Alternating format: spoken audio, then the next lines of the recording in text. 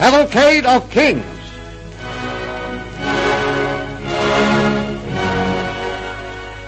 Queen Victoria, Part 1.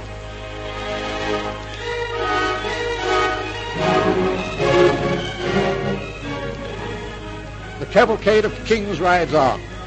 Amongst these proud monarchs, none bore their burden of responsibility more gloriously, more courageously, or more graciously than England's greatest queen, Victoria. The shining example set by Victoria and her beloved consort Albert in the practice of every domestic virtue, together with their stainless lives, piety, and tender care of their 9 children, have borne rich fruit in the stability of the English throne. Victoria was the only child of Edward, Duke of Kent, 4th son of George III. Her mother was Princess Victoria Maria Louisa, daughter of the Duke of Saxe-Coburg and sister of King Leopold of Belgium. Victoria was born at Kensington Palace on May 24, 1819. It is now June the 20th, 1837. At 2 o'clock in the morning, William IV of England had passed away. At 5 o'clock on the same morning, His Grace the Archbishop of Canterbury and the Chamberlain, Lord Conyngham, arrived at the silent portals of Kensington Palace.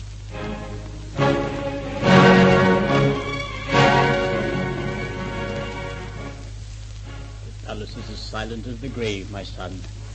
It is regrettable that we're forced to place such a heavy burden upon the frail shoulders of this sweet girl. It is a pity that she could not be permitted to enjoy a few more years of youth, untrammeled by the cares and responsibilities of statecraft. But God wills otherwise. The call of her tender years will find an echo in the hearts of every Englishman, my lord.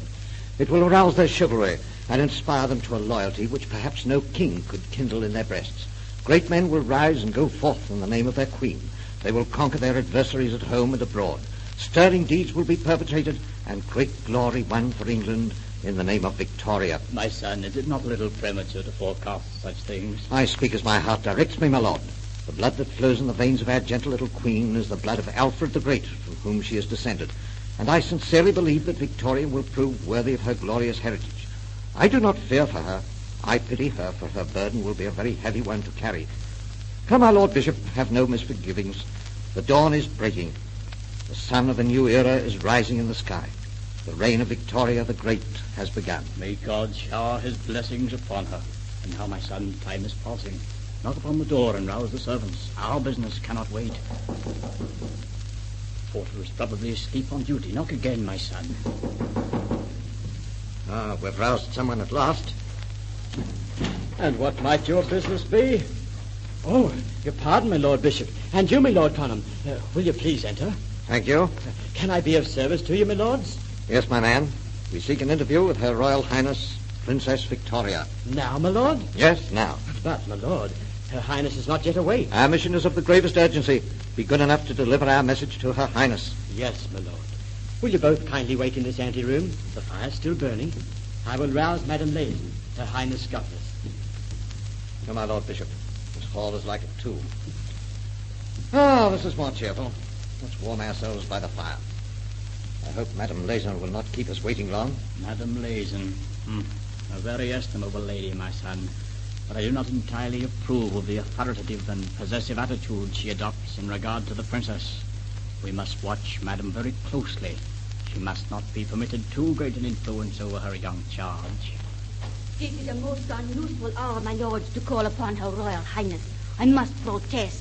The princess is in such a sweet sleep that she cannot be disturbed. Madame Lazen, we have come on business of state to the Queen, and even her sleep must give way to that. The Queen? That can only mean one thing, my lords. King William has passed away. At 2 o'clock this morning, madam. Then I shall arouse Her Majesty at once, my lord. Pray excuse me.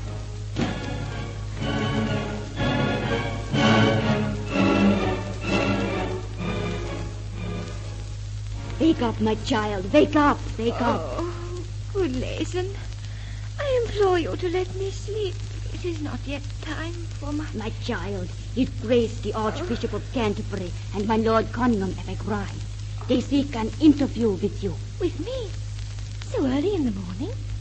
Are you sure they wish to see me, Lazen? Yes, my child. Oh, I shall have to dress. No, do not wait to dress. There is no time. Your dressing gown and a shawl suffice. Quickly put it on. Here are your slippers. My hair. Your hair doesn't matter. Hurry, child. I am ready, Lazen. Let us go down. You must go alone. Oh, but Lazen... Alone. I must arouse your mother. Oh, it is a pity to do so. Poor Mamma is in such a sound The sleep. Duchess must be roused just the same.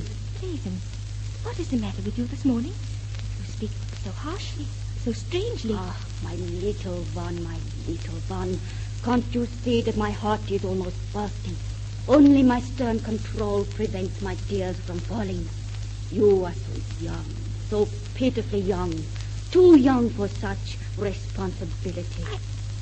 I don't understand you. My child, I call you that for the last time. For you and I must bid farewell to the sweet intimacy that has existed between us. You are no longer my charge. I no longer your governess. Your carefree girlhood has ended.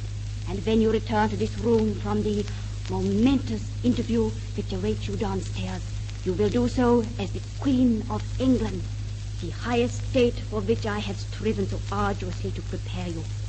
Go now. You have a duty to perform. Queen of England. Queen of England. Oh, Lazen, at last my call has come. I won't have to wear any more mended muslin dresses. I'll never have to bear any more scoldings from Mamma. I'll not have to... Oh, Lazen, what am I saying? My head is in a whirl. I am being unjust, unkind. I must apologize to dear Mamma when she awakens. Are you sure it's proper for me to go downstairs clad in my dressing gown? Quite proper, Your Majesty. Then I shall go at once. Your Majesty will not falter in her duty. No, Lazen. I promise I shall not falter. But I wish my knees wouldn't tremble so. Perhaps if I run downstairs quickly, I shall not notice them trembling. The Queen of England does not run downstairs like a hoyden to give audience to her lords. She goes quietly and with dignity. Well, I had better go now and... Oh, Lazen, I implore you to come with me. Just to the end of the corridor. Please, Lazen. As Your Majesty commands. Let us go then. After you, madam. Must you be so formal? Your Majesty forgets. Oh, please, my dear Lazen, do not raise a barrier between us. I want you always to remain with me as my friend. And now, I will go to my lords, alone.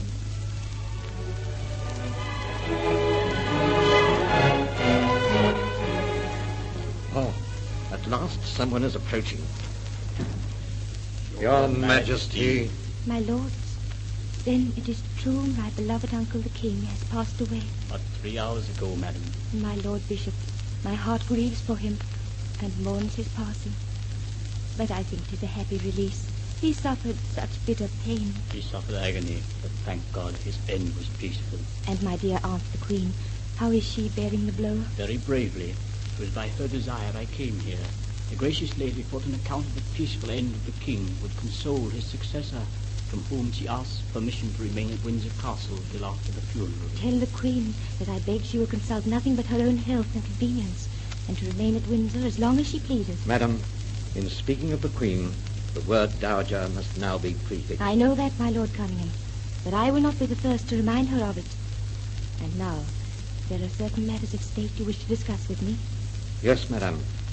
My Lord Melbourne, the Prime Minister, will soon arrive to instruct Your Majesty in the forms to be observed. And at 11 o'clock, Your Majesty will meet her first council here at the palace. I shall be ready, my lord. Are there any instructions Your Majesty would care to give me? I have none to give, my lord. You know all this so much better than I do, and I leave it all to you. Oh, my lords, this awful responsibility imposed on me so suddenly and at so early a period of my life has, for the moment, robbed me of complete control of myself.